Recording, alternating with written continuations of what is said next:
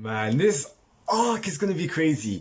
Boku no Hero Academia 219, it was really cool. I'm liking how this villain, so this CEO of Detnerat, this new villain of the arc that we've been getting introduced to recently, he's so like Joker. But what I really like about it is there's an eeriness to his character, and especially how I think people were talking about it last week. I've seen it on like Reddit, I've seen it on a couple of blogs and forums, all that kind of stuff. And it's the fact that last week in the last chapter, there's like a panel. This was during like the commercial. And it's when like the CEO's talking all dramatic and all this kind of stuff. And it's someone pointed out that it looks very similar to Joker, because there's a panel in one of the comics where Joker's like doing something similar. Now, this is really cool. Do you know why I'm hyped? If we're correct in the sense that Horikoshi is kind of doing like a reference to Joker, basically implying that, oh, this guy's character is similar to Joker. If he is, then we know that this guy's going to do some crazy stuff. Like already this guy killed his assistant by snapping his neck with one arm. And you're seeing it in this chapter as well when he's talking to Garen, I believe his name is, who's like the League of Villains supplier. He's like saying, we're going to have a fruitful relationship. But the way that he's smiling is so creepy, like like you know those kind of like creepy dolls kind of thing. That's what I got from it. But other than that, this chapter was really cool. I'm excited to see what's gonna happen next week, especially with Giganto. Now, if you guys don't remember who Giganto is, he's the guy that's like as tall as a tree. And for ages, ever since the Stain arc, ever since after the Stain arc, everyone, a lot of the villains were influenced by Stain, they were inspired by Stain, and because of that, they ran to the League of Villains. Villains such as Dabi, Toga, Kurogiri, Twice, like all of these people, like they came because of what happened after the Stain arc kind of thing, and this guy as well. But we never saw him.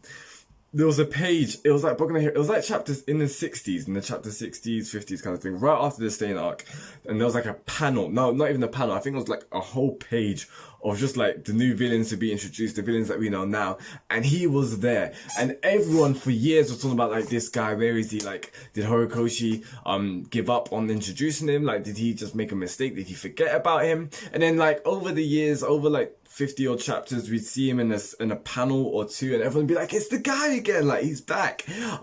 We saw him quite recently. This was like, I don't know if it was like straight after. It was very recent. I feel like it was after Overhaul arc, and this is when Gran Torino is basically what's happening behind the scenes is Gran Torino is investigating Shigaraki. Like they're trying to find him because you know, like all of that kind of stuff. And they got a lead on Kurogiri, I believe. And so I think they managed to take in Kurogiri, but they found this guy, like they bumped into him and he was like breaking trees, like mountains, landslides kind of thing. This guy's power is ridiculous. So yeah, and other than that, we saw him in a flashback with Ashido and Kirishima. But like we haven't seen much of this guy, so the suspense, the mystery on this guy is off the charts kind of thing. But what is really cool and why I'm really excited so that we can know more about this guy is because think about it, in the League of Villains, there's not extremely strong villains. Like they're not that threatening other than like Shigaraki and Dabi, in my opinion. Yeah, there's not really any other threatening villain. And the heroes, they're getting stronger. Not only is it the heroes in class 8, but also pro heroes as well, like Endeavor, and like yeah, all the other heroes kind of thing. So like the League of Villains need an upgrade, and they need to train and they need to get stronger. And this is what I feel like is happening at the end of the chapter. Either they bumped into Giganto. We know that Giganto was put in place for Shigaraki. So along the lines of that, we know that All For One had other followers. And All For One has been doing things even though he's in prison. Like people are still carrying out his commands kind of thing. Like he left the place in the hands of Shigaraki. But people like him, apparently, like he may even be breaking out All For One.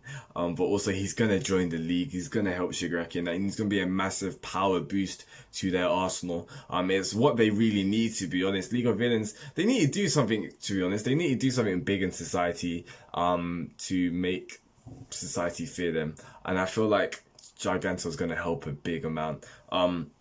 But yeah, that's what I think is happening. Is they're not like fighting as if they're enemies. I feel like it's a training kind of session. They know that they both follow one through kind of thing. So like, I don't think anything else other than that. But it's really, really cool that we get to see him, and like at last, it's such a relief. And it's cool to see all the characters again, like Toga, Twice. Yeah, man, it's really, really cool. Even just seeing Shigaraki again.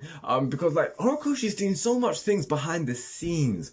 And like, I'm gonna say it again in the sense that All For One he's put a lot of things in place. And I remember him saying something like that in a chapter. Like, bear in mind, All For One also wants to give a quirk to Shigaraki as well. He said that right at the start when All For One and All Might were fighting. So we know there's a lot of things happening. But let me not digress. I want to talk about Garen. Garen, who's the supplier of the League of Villains. The loyalty that this guy has is crazy, but I really like him. He's got the kind of grit. He gives me DC vibes. Can't lie, he really does. But he's got that gritty character. But he's very loyal to the cause. Like, he's loyal to the League of Villains. Like, this guy's getting beat, and he's not telling them anything. Like, he's not telling them anything. And like, this guy is even confident. Like, he is being rude to Detonate. And we know what happened the last time. Some guy got rude to him. So it's not looking good. But I feel like a fight's gonna break out, or he's gonna try and run away. I don't know. But like, either way, this guy's not gonna go down without a fight, in my opinion. I don't think he's gonna die anyway. I don't think they're gonna kill him. He's too valuable. So yeah. So the president of Detonate, I like him even more. I feel like this chapter, what did we get more from him? I feel like he is really playing the two sides of a coins kind of guy, in the sense that, so the public are going to see him as, oh, he's a great guy, he's amazing, he's popular, like, see what benefit he's doing to society. But behind the scenes, this guy is Joker, he's the Green Goblin, he is like whatever it is. And it's really interesting in this chapter, we find out that just the influence and the grips that they already have into society already with the villains. So these guys they've already been giving products to the villains, and just to cover themselves, to hide themselves if the villain gets caught, and because they're monitoring them, the support systems, all that kind of stuff, will go and self-destruct, which is really cool if you think about that, and it's really crafty as well. So I really don't see how these guys will get exposed. I don't know how, but I'm really liking it. I really love kind of arcs like this, when the villain, he is portrayed and he's got a facade on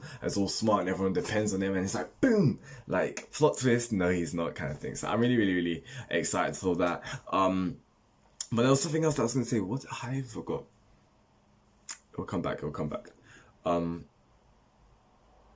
Yeah, cool. That's what I was going to say. This is kind of a wacky idea, but how cool will it be? Because in my opinion, when Horikoshi does stuff like this, this is just my opinion, this is what I think, but he's kind of done it in previous arcs, so I feel like he's going to do it again, in the sense of when an arc starts, like, it'll always be like, there'll be like a little fight, and one of the class 1A characters, they'll fight the villain. Like, the villain will be small, but like the heroes will beat him, and then the fact that they started it means that they're going to be heavily involved in the arc, in the upcoming arc. So for example, Kirishima fought some guy that can like eject blades out of himself or something like that, and he was like heavily involved in Overhaul arc. So I feel like this arc to happen, Todoroki and Bakugo is going to be very, very involved with. And also the layout of this arc is going to be different, because bear in mind, these guys, they now have their provisional licenses. Obviously, wait, they did in the Overhaul arc. No, they didn't. I don't think they did. One second, let me actually just check that quickly.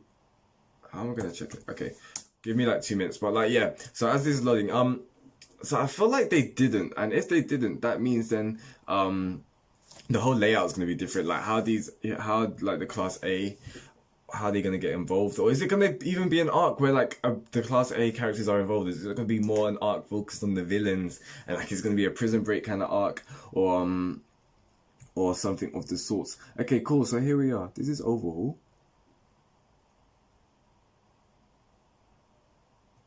Yeah. Oh, okay. My point is invalid then, because the license arc was before Overhaul. Okay, nevertheless, c'est la vie. Other than that, yeah, this chapter's I'm really, really excited, because like the three characters, like Giganto, freaking Garen, and the CEO, like the new villain, the new enemy appears. It's gonna be really, really cool.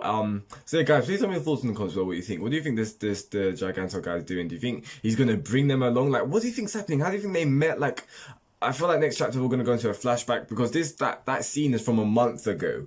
So we're gonna find out what happened there. What do you think is gonna happen to Garen? Do you think he's gonna get killed or what? But yeah, that's peace out, guys. You know what I'm saying? Goodbye.